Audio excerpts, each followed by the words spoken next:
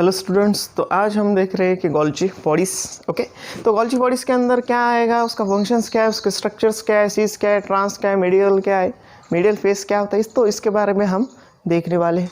तो ये भी एक सेल ऑर्गेनल्स है जो भी सिंगल मेम्ब्रेन का ऑर्गेनल्स होता है। तो पहले हम उसके हेडिंग डाल लेते हैं कि ये क्या है, गोल्जी बॉडीज, या इसे कहते हैं गोल्जी एपरेटस। इसे क्या कहते हैं हम, गोल्जी एपरेटस उसे कहते हैं। तो Golgi body is the first discover by, जो भी फर्स्ट डिस्कवर किए थे वो किए थे कैमिलियो गोल्जी। ओके, वो किसने किए थे, कैमिलियो गोल्जी इन 1898 में की थी, शायद 1898 में उसने डिस्कवरी थी। कुछ बुक्स में वो 97 भी दे रखा है, लेकिन एनसीईआरटी की बुक में हमें 98 ही दे रखा है, तो हमें वही ईयर लेंगे। तो first discover by the Camillo Golgi. Okay, तो ये साइंटिस्ट ने जो भी सेल ऑर्गेनल्स गोल्जी बॉडीज है ये डिस्कवरी की थी। तो कैमिलियो गोल्जी जो भी है सेल ऑर्गेनल्स है।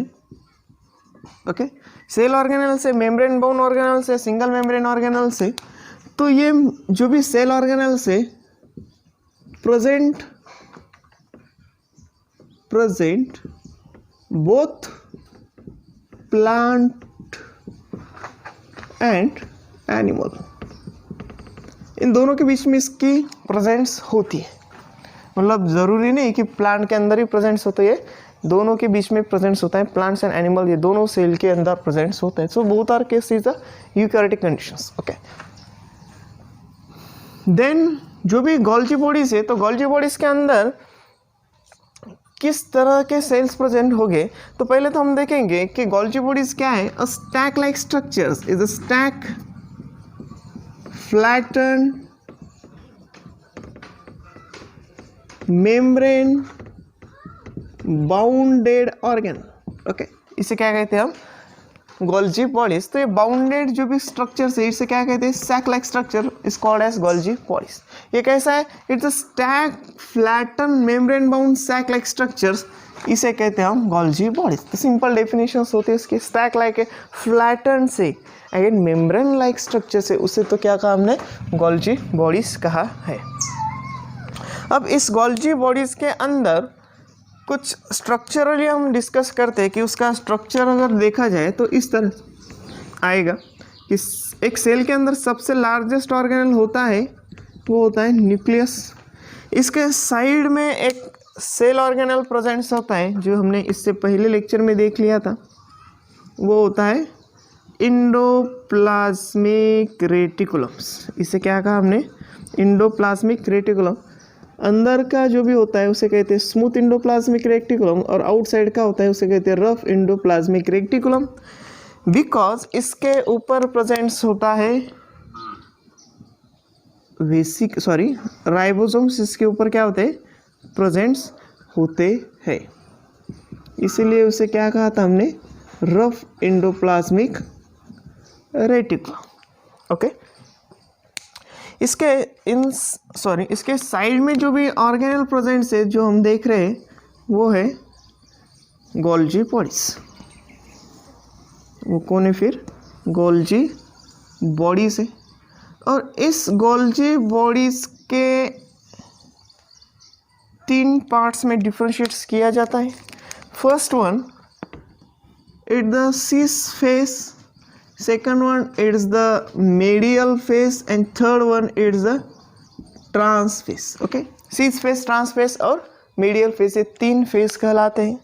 हमने जो भी अब तक वेसिकल्स पढ़े थे, तो वेसिकल्स आगे जाकर किसके पास जाने वाले हैं, वो गोल्जी बॉडीज के पास जाने वाले थे, ऐसे हमने पढ़ा था। इसके बाद में ये जाएंगे यहाँ पे, इसके बाद में जाएंगे यहाँ पे, इसके बाद में जाएंगे यहाँ पे। तो सेम कंडीशंस यही होगी।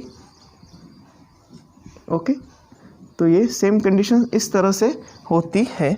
तो ये वेसिकल क्या है, ओके, ये वेसिकल्स ओरिजिनली क्या होते हैं, तो इस राइबोसोम से निकलने वाले जो भी प्रोटीन्स थे वो प्रोटीन पैकेजिंग कर कर हमने किसके पास भेज दिए थे, फिर वो इसके गोल्जी बॉडीज के पास भेज दिए थे। ओके, ये प्रोटीन थे ग्रीन कलर के, हमने वो दिखाए थे। तो आगे जाकर जो भी वेसिकल्स है तो ये हमने राइबोसोम्स कहा। ओके, तो राइबोसोम इस तरह के दिखा देंगे हम, राउंडेड फॉर्म में वो वेसिकल्स है। पहले यहाँ पे स्ट्रक्चरली हम डिटेल में देख लेंगे, उसके बाद में थोड़ा सा राइटअप कर लेंगे। पहले ये देखना है कि न्यूक्लियस है, तो न्यूक्लियस के आउटसाइड में present sir endoplasmic reticulum. Endoplasmic reticulum, there are the two types, smooth endoplasmic reticulum and rough endoplasmic reticulum. Because rough endoplasmic reticulum के आउटसाइड पे प्रेजेंट होते हैं राइबोसोम, इसीलिए वो रफ दिखते हैं, इसीलिए उसे रफ इंडोप्लाज्मिक रेक्टिकुलम कहा। रफ इंडोप्लाज्मिक रेक्टिकुलम का सबसे इंपॉर्टेंट फंक्शंस होता है, वो करता है secrete the proteins, protein synthesis का काम करता है। तो प्रोटीन सिंथेसिस कर ये जो भी ग्रीन कलर का हमें दिख रहा है, ये क्या है, प्रोटीन है। इस प्रोटीन को जब आउटसाइड में हम डालेंगे तो उसे कोई तो वहाँ पे लेने वाला चाहिए। तो वहाँ से लेता कौन है, तो वहाँ से लेता है ये वेसिकल। ये क्या है, यहाँ पे वेसिकल लेता है, और वेसिकल लेकर उसे रैप करता है, पैकेज कर लेता है, पकड़ लेता है। पकड़ कर वो किसके पास भेज देता है, फिर सिस फेज के पास भेज देता है। तो सिस फेज ने उसे क्या किया, फिर रिसीव किया। सिस फेज ने उसे क्या किया, रिसीव किया। किसको रिसीव किया, इस वेसिकल को। वेसिकल को रिसीव किया, मतलब किसको रिसीव किया, इस प्रोटीन को रिसीव किया। मतलब जब वो रिसीव कर रहा है तो रिसीव कर कर उसके अंदर आने वाला जो भी प्रोटीन्स है, तो उस प्रोटीन को क्या करेगा, वो सॉर्ट आउट करेगा। सॉर्ट आउट करके उसे मॉडिफाई करेगा, और मॉडिफाई करके उसे वो पैकेजिंग कर कर ट्रांसफेज के पास भेज देगा। ओके, ट्रांसफेज के पास जब वो भेज देता है मॉडिफाई कर कर, अगर वो मैच्योर होता है तो वो भेज दिया जाएगा आगे प्लाज्मा मेम्ब्रेन के पास। अगर इन केस अगर वो मैच्योर होता है तो ये अभी थोड़ा सा लिख लेंगे। तो जो भी गोल्जी बॉडीज़ है, गोल्जी बॉडीज,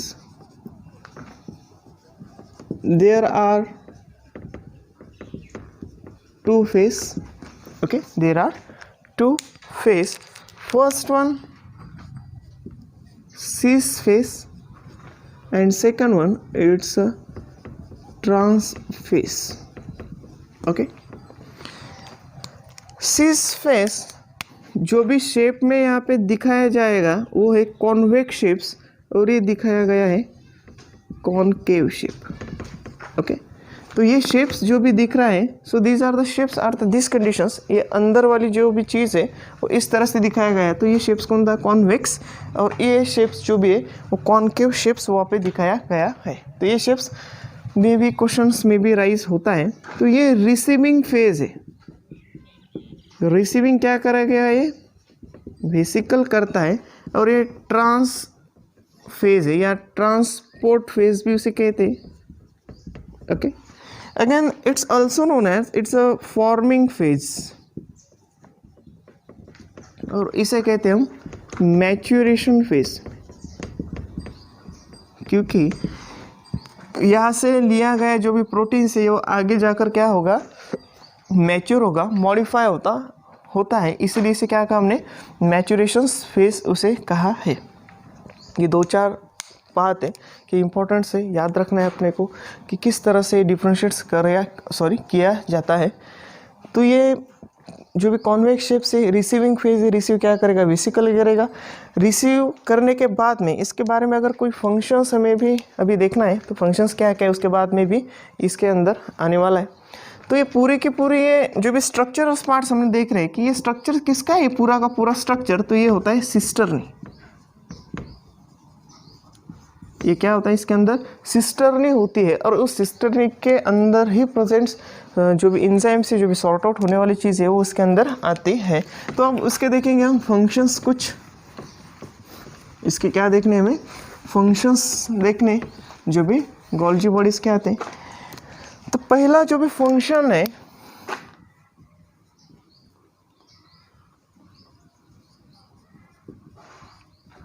फंक्शंस पहला सॉर्टिंग,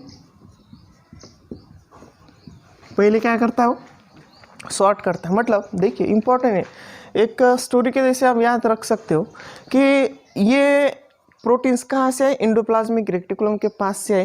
ये फ्री फॉर्म में थे, आराम कर रहे थे, उसे रैप कर लिया, पैक कर लिया किसने, वेसिकल ने, और पैक करके वो किसके पास गया, गोल्जी बॉडीज के पास गया। गोल्जी बॉडीज कौन से फेस के पास गया, सिस गोल्जी फेस के पास गया। और सिस गोल्जी फेस के पास जाने के बाद में उसने क्या किया, सॉर्ट किया। सॉर्ट क्या किया, जो भी प्रोटीन आया है वो प्रोटीन मैच्योर है या इमैच्योर है, ये देख लिए। ओके, वो मैच्योर है या इमैच्योर वो देख लिया। अगर वो मैच्योर होता है तो उसे आगे भेज दिया मीडियल फेस के पास। ओके, किसके पास भेज दिया, मीडियल फेस के पास भेज दिया।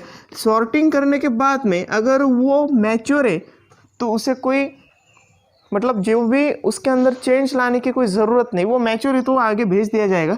लेकिन वो इमैच्योर है, लेकिन वो इमैच्योर से तो उसे क्या किया जाएगा, मॉडिफाई किया जाएगा। Okay, again this are the modifying. Modify करने के बाद में उसे क्या किया जाएगा, पैकेजिंग किया जाएगा, फिर से पैकेजिंग होगी। ओके, पैकेजिंग किसके कर रहे हैं हम, पैकेजिंग ऑफ प्रोटीन। पैकेजिंग किसके करेंगे, प्रोटीन। तो ट्रांसफेस के पास जाने के बाद में उसकी क्या होने वाली है, पैकेजिंग होने वाली है।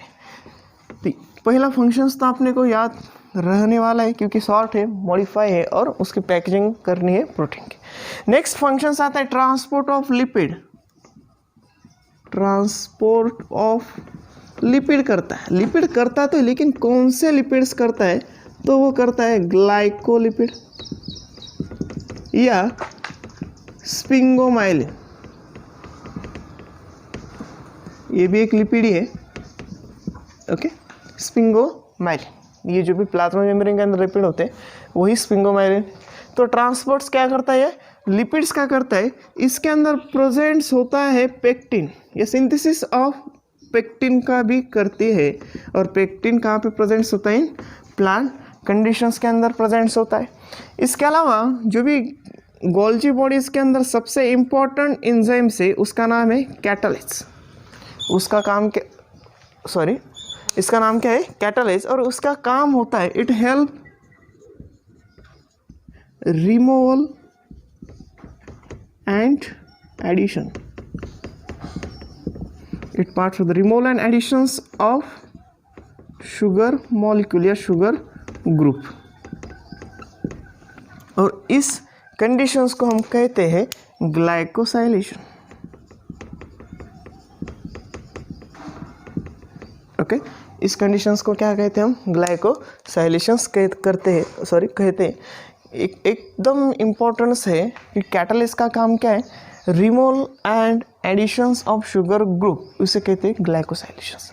अगर फॉस्फेट ग्रुप रिमूव कर ले तो उसे फॉस्फोराइलेशंस कर लेते। तो ये जैसे जैसे नाम आएंगे, जैसे जैसे काम आएंगे, उस तरह से उसका काम आता है। कैटालाइज है जो भी फंक्शनल्स उसका काम देता है। तो इस तरह से हमने ये फंक्शंस देख लिए जो भी गोल्जी बॉडीज़ के, और उसी तरह से आपने याद रखना है कि उसके लोकेशंस कहाँ पे। और जो भी सिस गोल्जी हमने देखा, थोड़ा सा एक दो पॉइंट हम याद ऐड कर सकते हैं कि सिस जो भी हमने लिखा कि सिस गोल्जी नेटवर्क, इसे इस तरह से भी यूज़ किया जाता है और इसका शॉर्ट फॉर्म कहते हैं CGN। वैसे ही ट्रांस गोल्जी नेटवर्क भी इसे कहते हैं। तो सिस गोल्जी नेटवर्क का काम है वेसिकल रिसीव करना, और ट्रांस गोल्जी का काम क्या है, ट्रांसपोर्ट कर देना। मतलब वहाँ से जाकर वो प्लाज्मा मेम्ब्रेन के पास जाने वाली वेसिकल्स होती है उसे वो भेज देती है। तो इस तरह से हमने ये देख लिया कि गोल्जी बॉडीज़ क्या है, उसका ऑब्जर्वेशंस किस तरह से किया जाता है, उसका स्ट्रक्चर किस तरह से, सिस क्या है, ट्रांस क्या है, मीडियल क्या है, और उसका फंक्शनल कौन कौन से पार्ट्स है वो सबसे इम्पोर्टेंट है, जैसे कि modifying, sorting, packaging of the proteins हो, उसके अंदर पेक्टिन प्रेजेंट्स होता है, सिंथेसिस होता है, वो कैटालाइज सिंथेसिस होता है, ग्लाइकोलिपिड है उसे ट्रांसपोर्ट्स करता है, स्पिंगोमाइलिन उसे ट्रांसपोर्ट करता है। तो ये सबके सब चीज़ें इंपॉर्टेंट्स है, only and only function importance होते हैं क्योंकि फंक्शन पे ही क्वेश्चंस पूछा जाता है। बाकी नेक्स्ट पार्ट हम नेक्स्ट लेक्चर में देखेंगे। Thank you.